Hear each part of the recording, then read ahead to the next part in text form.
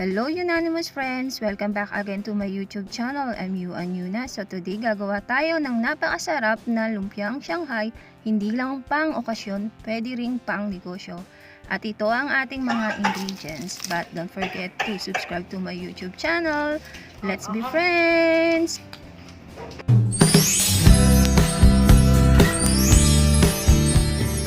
This is our ingredients. Half kilo of pork giniling, carrots, potato, onion, garlic, egg, salt, black ground pepper, small lumpia wrapper, all-purpose flour, and oil. Then optional itong cheese.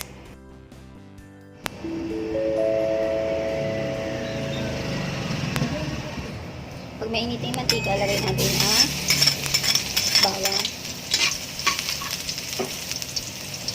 Hintayin natin mag-golden brown. Next, yung onion.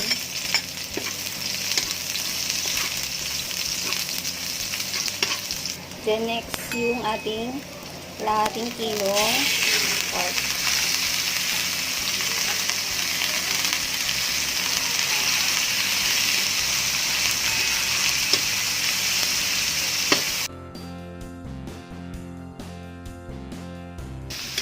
Maglalagay tayo ng seasoning. 1 teaspoon of black pepper.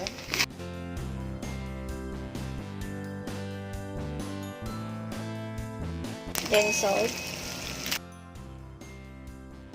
Yung sakto lang sa panlasa niya. Haluin lang natin. Next, lagay na natin yung carrots.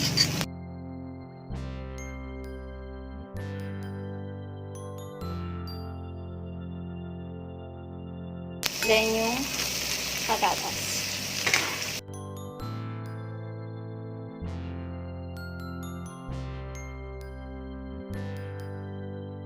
Haluin lang natin hanggang maluto pa.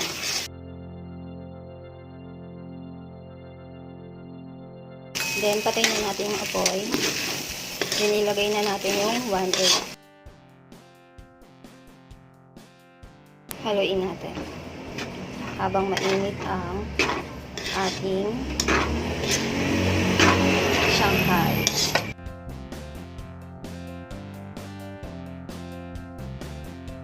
Then naglagay tayo ng harina, konti-konti lang. Una 1 tablespoon hanggang lumapot itong ating Shanghai. Dagdagan pa natin isang 1 tablespoon na all-purpose flour.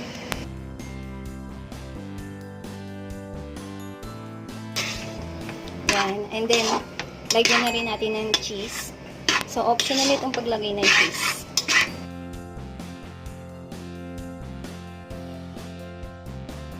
Pag nahalo na lahat yung cheese dito sa ating giniling, pwede na natin itong balutin.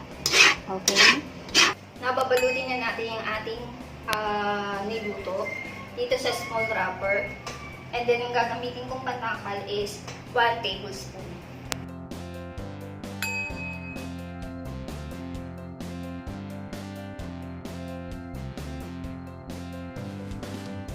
Ayan. Ulitin lang natin yung pag-process.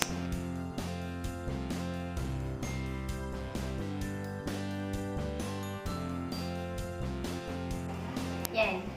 Depende sa costing nyo kung magkano yung nagastos nyo. So, pwede nyo itong ibenta ng 5 pesos. So, hindi lang itong panghanda, pwede din itong pangnegosyo. Okay? Ayan, Euanimous Friends. Tapos na. So, lulutuin na natin ito sa labas. Okay?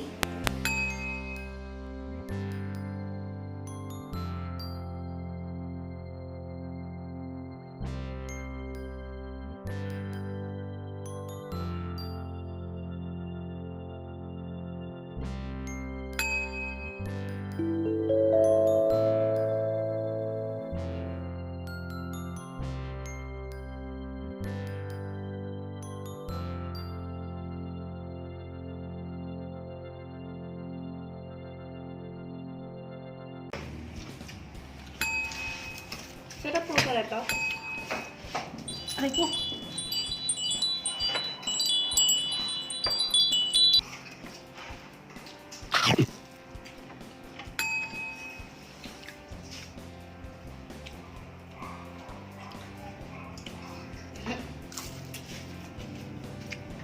Top.